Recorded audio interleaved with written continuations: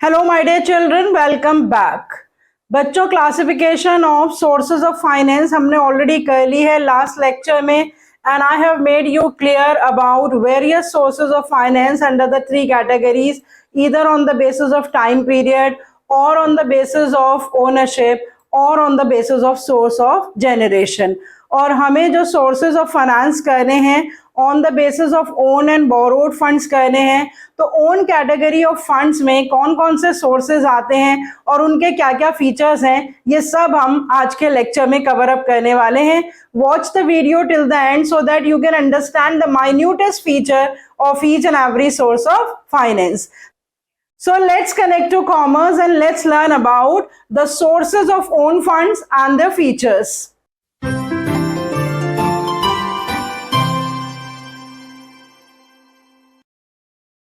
Ownership funds की category में three sources of finance आते हैं: equity shares, preference shares and retained earnings. इन सब के हमें सिर्फ फीचर्स या इसका कॉन्सेप्ट एंड मीनिंग समझना है। एडवांटेजेस एंड लिमिटेशंस अब हमारे सिलेबस में नहीं है। या तो आपको डायरेक्ट क्वेश्चंस आ सकते हैं किसी भी particular category of source of finance पे कि उसका नाम बताइए या उसके फीचर्स लिखिए, या फिल इन द ब्लैंक्स, या मैच द फॉलोइंग, या 1 मार्क का क्वेश्चंस, या कोई केस स्टडी भी आ सकती है, लेकिन वो रिस्ट्रिक्टेड रहेगी only up to the features. तो देख लेते हैं बच्चों के what are the various sources of own funds और उनके क्या क्या फीचर्स हैं। और इसका आप स्क्रीनशॉट ले लीजिए या फिर आप अपने पास पॉइंट्स नोट कर लीजिए। यहाँ ब्लू कलर के डॉट से मैंने इसके फीचर्स एक्सप्लेन करे हैं और इसी को आप अपने नोट्स समझ सकते हैं। तो सबसे पहले देखते हैं कि equity shares, the shares issued by the company to raise the capital, that is called equity share capital. तो जो इक्विटी शेयर्स इशू करके कंपनी कैपिटल कलेक्ट करती है शेयर होल्डर्स से, वो कहलाता है इक्विटी शेयर कैपिटल। और जो शेयर होल्डर्स होते हैं उनको हम कहते हैं इक्विटी शेयर होल्डर्स। तो सबसे पहला फीचर है बच्चों इक्विटी शेयर होल्डर्स का, that equity share holders are the owners of the company. इसीलिए उनसे जो कैपिटल कलेक्ट किया जाता है that is called the ownership capital या ओनर्स फंड। तो जो entire capital of the company होता है उसके छोटे छोटे हिस्सों में बांट देते हैं ताकि बहुत सारे लोग जो है वो कंपनी में इन्वेस्ट कर सकें, और ईच पार्ट को हम कहते हैं शेयर्स। हर शेयर की एक पर्टिकुलर वैल्यू होती है जिसपे कंपनी शेयर्स इशू करती है, जिसे हम कहते हैं पार वैल्यू या नॉमिनल वैल्यू या फेस वैल्यू। और जो कैपिटल शेयर्स इशू करके कलेक्ट किया जाता है उसे कहते हैं शेयर कैपिटल। अगर वो इक्विटी शेयर्स इशू करके कलेक्ट किया जाए तो वो कहलाएगा इक्विटी शेयर कैपिटल, और अगर वो प्रेफरेंस शेयर्स इशू करके कलेक्ट किया जाए तो वो कहलाएगा प्रेफरेंस शेयर कैपिटल। चाहे इक्विटी शेयर कैपिटल हो चाहे प्रेफरेंस शेयर कैपिटल हो, दोनों ही ओनरशिप कैपिटल की कैटेगरी में आते हैं। बेसिक डिफरेंस क्या है इक्विटी शेयर्स और प्रेफरेंस शेयर्स में, वो अभी हम देख लेंगे when we are going to study about the preference shares. तो पहला फीचर इक्विटी शेयर्स से रिलेटेड क्या है, that the funds collected by the issue of equity shares is called the ownership capital और the owners fund, and equity shareholders are called the owners of the company. Second feature देख लेते हैं regarding the payment of the dividend. जो returns मिलता है share holders को, उस return का नाम होता है डिविडेंड। तो इक्विटी शेयर होल्डर्स को भी जो रिटर्न मिलता है उसको कहते हैं डिविडेंड, लेकिन डिविडेंड की पेमेंट कंपलसरी नहीं है। इक्विटी शेयर्स के आगे कोई कूपन रेट भी नहीं लगा होता है। कूपन रेट होता है 2%, 5%। अभी जब हम प्रेफरेंस शेयर्स पढ़ेंगे या डिबेंचर्स पढ़ेंगे तो हम देखेंगे कि उनके नाम के आगे एक परसेंटेज लगी होती है जिसको उसका कूपन रेट कहा जाता है, लेकिन इक्विटी शेयर्स के साथ ऐसा कोई कूपन रेट नहीं लगा होता है और इक्विटी शेयर होल्डर्स को डिविडेंड देना कंपनी के लिए कंपलसरी नहीं है। जो भी कंपनी प्रॉफिट्स अर्न करती है उसमें से सबसे पहले वो अपने लोन्स के ऊपर या डिबेंचर्स के ऊपर इंटरेस्ट पे करती है, फिर इंटरेस्ट पे करने के बाद जो प्रॉफिट आते हैं उसके ऊपर टैक्स पे करती है, और टैक्स पे करने के बाद जो नेट अर्निंग्स आती हैं उसके ऊपर कंपनी प्रेफरेंस डिविडेंड और इक्विटी डिविडेंड पे करती है और उसी में से भी बचा कर भी रखती है। तो यहाँ पे एक फीचर दे रखा है इक्विटी शेयर्स का कि dividend payment is not compulsory. Company के डायरेक्टर्स अपनी मीटिंग्स में ये डिसाइड करेंगे कि डिविडेंड देना है या नहीं देना। It is completely at the discretion of the board of directors of the company. जब वो चाहेंगे डिविडेंड डिक्लेयर करना, जब वो करेंगे, और अगर उनकी फाइनेंशियल कंडीशंस अलाउ नहीं करती हैं तो वो डिविडेंड डिक्लेयर नहीं करेंगे। तो ये सेकंड फीचर हो गया इक्विटी शेयर्स का, that dividend payment is not compulsory. तीसरा फीचर देखिए, it is a permanent capital. इसको परमानेंट कैपिटल क्यों कहते हैं? Because it is not repaid during the life time of the company. जो पैसा कंपनी कलेक्ट करती है by the issue of equity shares, उस पैसे को कंपनी को लौटाना नहीं होता है during the life time of the company, इसीलिए इसको परमानेंट कैपिटल कहते हैं। हाँ, equity share holder stock exchanges में अपने शेयर्स खरीद सकते हैं, बेच सकते हैं, लेकिन कंपनी को वो वापस नहीं लौटा सकते। तो another very important feature of equity shares that it is considered as long term और rather the permanent source of finance. उसके बाद एक और फीचर है no charge on the assets of the company. No charge मतलब कि जब भी कभी किसी सोर्स ऑफ फाइनेंस से पैसा कलेक्ट करती है कंपनी, तो कुछ श्योरिटी के लिए इशू करती है इन्वेस्टर्स को। उसके लिए कंपनी को अपने असेट्स गिरवी रखने पड़ते हैं और ये श्योरिटी देनी पड़ती है, ये गारंटी देनी पड़ती है कि अगर हम रीपेमेंट नहीं कर पाए टाइम पर या इंटरेस्ट नहीं पे कर पाए, तो आपके पास ये राइट है कि आप ये असेट्स बेचकर अपना पैसा जो है वो रिकवर कर सकते हैं। लेकिन क्योंकि इक्विटी शेयर कैपिटल तो ओन कैपिटल ही है, तो कंपनी को किसी को भी जो शेयर होल्डर्स हैं उनके सामने अपने असेट्स गिरवी नहीं रखने पड़ते। Assets are not mortgaged while issuing equity shares। तो कंपनी के असेट्स फ्री ऑफ चार्ज होते हैं और किसी भी तरह का बर्डन कंपनी पे regarding the payment of dividend भी नहीं है। तो ना तो असेट्स के ऊपर कोई चार्ज है, ना पेमेंट ऑफ डिविडेंड की कोई फिक्स्ड ऑब्लिगेशन है, और लॉन्ग टर्म फाइनेंस के लिए ये सोर्स अवेलेबल है जो कि ओनरशिप कैपिटल और ओन फंड्स की कैटेगरी में आता है।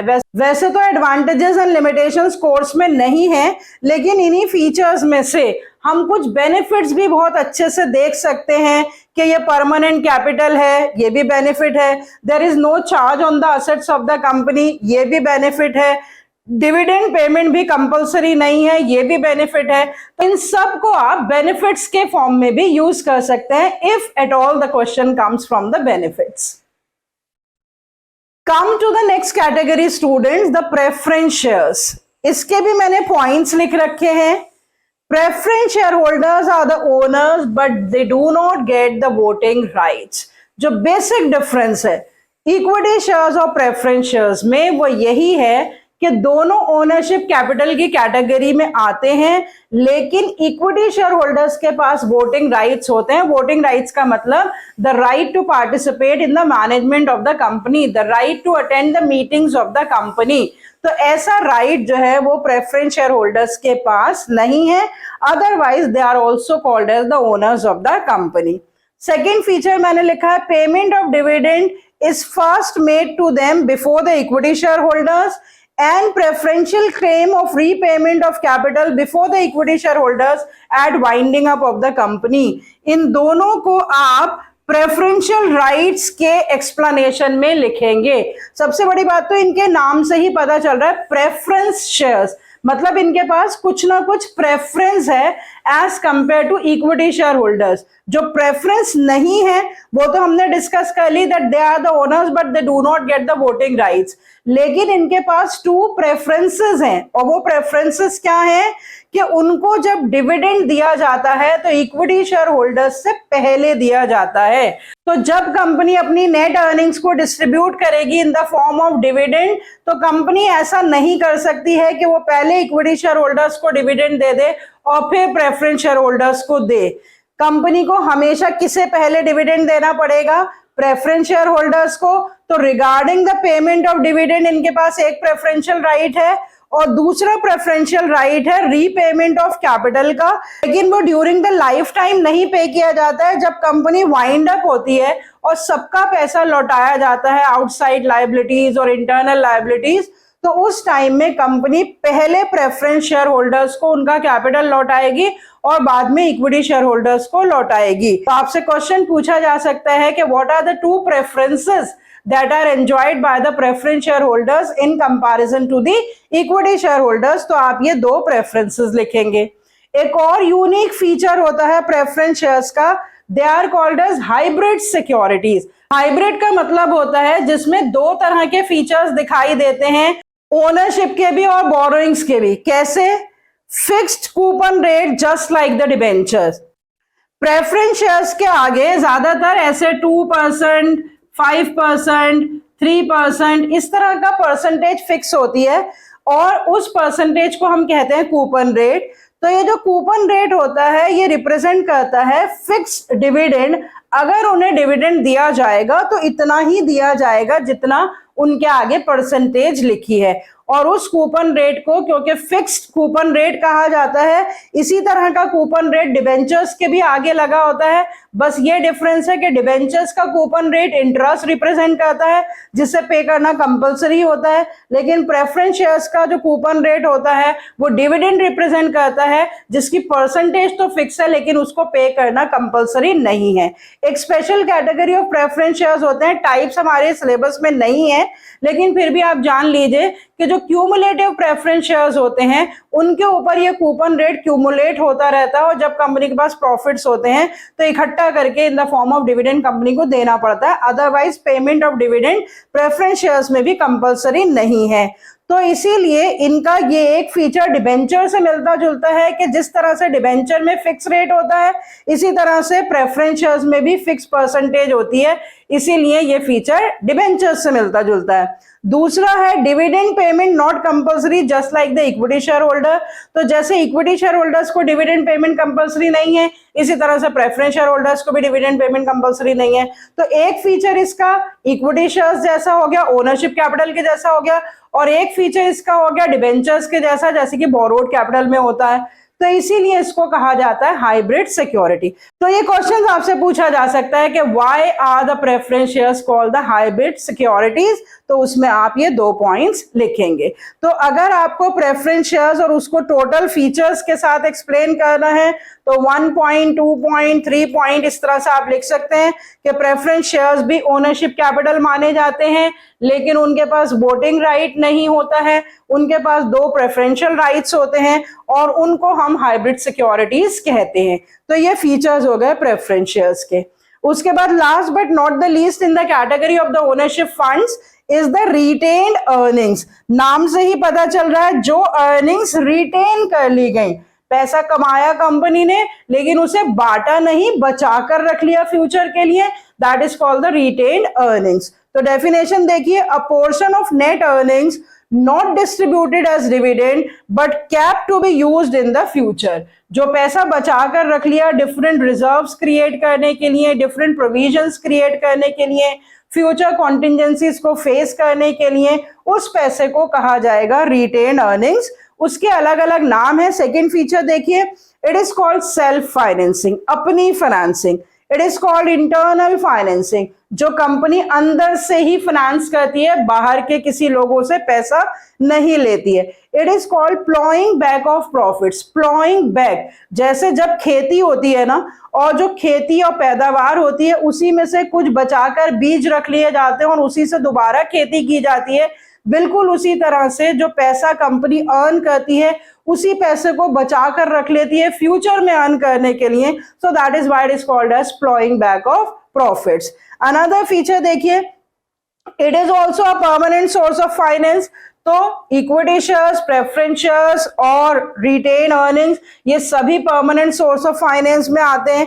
It is a cheaper source of finance. Cheaper source इसीलिए है कि जो इशू कॉस्ट लगता है इक्विटी शेयर्स में या प्रेफरेंस शेयर्स में, वो कॉस्ट इसमें नहीं लगता है, कोई असेट्स मॉर्गेज नहीं करने पड़ते, लीगल फॉर्मेलिटीज इतनी नहीं है जितना कि इशू के केस में है। तो बहुत सारे खर्चे बच जाते हैं अगर रिटेन अर्निंग्स को as a source of finance इस्तेमाल किया जाए। असेट्स भी गिरवी नहीं रखे जाते, कॉस्ट भी कम होता है। So it is considered as the cheaper source of finance, जिसको हम फीचर भी मान सकते हैं और बेनिफिट भी मान सकते हैं। It strengthens the financial position of the company। Financial position तो स्ट्रेंथन होगी ही होगी। अगर कंपनी सारी अपनी अर्निंग्स को डिस्ट्रीब्यूट करता रहे फॉर द टाइम बिंग तो शेयर होल्डर्स बहुत खुश हो जाएंगे कि उनको डिविडेंड ज्यादा मिलेगा। लेकिन धीरे धीरे करके अगर कंपनी की फाइनेंशियल स्ट्रेंथ कम होती गई और उसके पास कोई रिजर्व्स एंड प्रोविजंस नहीं है कि वो फ्यूचर कॉन्टिजेंसीज को फेस कर सके, सडन शॉक्स जो हैं उनको फेस कर सके, तो धीरे धीरे कंपनी की डिविडेंड पेइंग कैपेसिटी भी कम हो जाएगी, अर्निंग कैपेसिटी भी कम हो जाएगी। इसीलिए ये एक बहुत ही रिक्वायर्ड सोर्स ऑफ फाइनेंस होता है जिसकी किसी के ऊपर डिपेंडेंस भी नहीं होती है और आसानी से कंपनी इस पैसे को अपनी फ्लेक्सिबिलिटी के हिसाब से, अपनी ऑटोनॉमी के हिसाब से इस्तेमाल भी कर लेती है। It creates a good public image. Public image अच्छी होती है तो जिन कंपनीज की रिटेन अर्निंग्स होती हैं, रिजर्व्स उनके पास अच्छे होते हैं और उनकी फाइनेंशियल पोजीशन अच्छी होती है तो उनकी एक अच्छी इमेज क्रिएट होती है in the eyes of the public. अगर मेरे पास भी किसी भी पर्टिकुलर इन्वेस्टमेंट्स के लिए मेरा अपना पैसा ज्यादा है और मैं बोरो कम कर रही हूं तो उससे मेरी क्रेडिबिलिटी जो है वो बढ़ जाती है। बिल्कुल सेम इसी तरह से कंपनी के पास अगर सेल्फ फाइनेंसिंग के सोर्सेज होते हैं तो कंपनी की क्रेडिबिलिटी बढ़ जाती है और फ्यूचर में अगर कभी कंपनी को बाहर से पैसा लेने की जरूरत पड़ती है तो दूसरे लोग कंपनी को लोन देने में हिचकिचाते भी नहीं है क्योंकि उन्हें पता है कि कंपनी के पास इनफ रिजर्व्स एंड प्रोविजंस हैं, रिटेन अर्निंग्स हैं और जो लोग पैसा दे रहे हैं कंपनी को वो उनका पैसा डूबेगा नहीं। तो बच्चों ये 3 कैटेगरीज ऑफ ओनरशिप फंड्स हैं, equity shares, preference shares and retained earnings. आपको कंपैरिजन पे भी क्वेश्चन आ सकते हैं, डायरेक्ट क्वेश्चन भी आ सकते हैं या केस स्टडी के फॉर्म में भी क्वेश्चंस आ सकते हैं कि पूरी केस स्टडी दी हो और उसमें से आपको सोर्स आइडेंटिफाई करके उसके फीचर्स लिखने हो। तो इक्विटी शेयर्स और प्रेफरेंस शेयर्स में सिंगल डिफरेंस क्या है? वोटिंग राइट का। दूसरा डिफरेंस है प्रेफरेंशियल राइट्स का। तो अगर आपसे क्वेश्चन पूछा जाए कि ऐसा कौन सा राइट है जो इक्विटी शेयर होल्डर्स के पास तो है लेकिन प्रेफरेंस शेयर होल्डर्स के पास नहीं है, तो वो है वोटिंग राइट। और अगर आपसे पूछा जाए कि ऐसे कौन से 2 राइट्स हैं जो प्रेफरेंस शेयर होल्डर्स के पास हैं लेकिन इक्विटी शेयर होल्डर्स के पास नहीं है, तो वो है पहला regarding the payment of dividend कि उन्हें पहले डिविडेंड मिलेगा इक्विटी शेयर होल्डर्स से पहले, और दूसरा कि जब कंपनी लिक्विडेट होगी तो उस टाइम जब कैपिटल लौटाया जाएगा तो प्रेफरेंस शेयर होल्डर्स को पहले कैपिटल लौटाया जाएगा और इक्विटी शेयर होल्डर्स को बाद में। और सिमिलैरिटीज पूछी जाए तो इक्विटी शेयर होल्डर्स भी ओनर्स हैं, प्रेफरेंस शेयर होल्डर्स भी ओनर्स हैं। इक्विटी शेयर में भी डिविडेंड देना कंपलसरी नहीं है, प्रेफरेंस शेयर्स में भी डिविडेंड देना कंपलसरी नहीं है। एक डिफरेंस, इक्विटी शेयर होल्डर्स में कोई कूपन रेट नहीं होता है, प्रेफरेंस शेयर होल्डर्स के आगे कूपन रेट होता है, उनका डिविडेंड फिक्स होता है अगर दिया जाएगा। तो इस तरह से बच्चों चाहे 2-3 फीचर्स ही हैं लेकिन आपको कंपैरिजन भी आना चाहिए इक्विटी शेयर्स और प्रेफरेंस शेयर्स में। और रिटेन अर्निंग्स तो बहुत ही क्लियरली अंडरस्टैंडेबल है, that is self financing, internal financing, ploughing back of profits, the cheapest source of finance which gives autonomy to the business to manage its funds in its own way. It has no charge on the assets, it has no fixed burden from the outsiders, and it gives a confidence to the company that it has enough reserves, and it creates a very good public image also. So I hope with this I have explained you all the 3 types of ownership funds along with their features and along with their comparison. And I hope now you will be able to answer any type of a question that is going to be asked from these sources of finance. In the next lecture, we are going to discuss about the borrowed funds. उससे पहले again मैं फिर से आपसे request कर रही हूँ कि पीछे की सारी वीडियोस देख लीजिए। जब चैप्टर 7 और 8 कवर अप हो जाएगा तो इसके क्वेश्चन एंड आंसर्स हम डिस्कस करेंगे।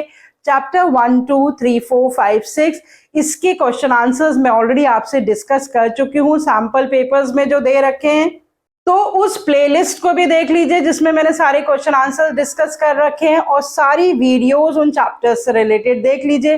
रिवीजन साथ साथ करते रहिए, बस यही सिंपल सी रिक्वेस्ट है।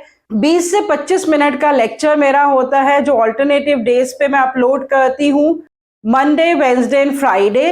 ये 3 दिन आप 8 बजे इन वीडियो लेक्चर्स को देख लिया करिए, 8 बजे के बाद जब भी आपको टाइम मिले, और बाकी के 3 दिन उन्हें रिवाइज कर लिया कीजिए. So see you next time with the explanation of sources of borrowed funds. Till then, goodbye. Stay healthy and connected.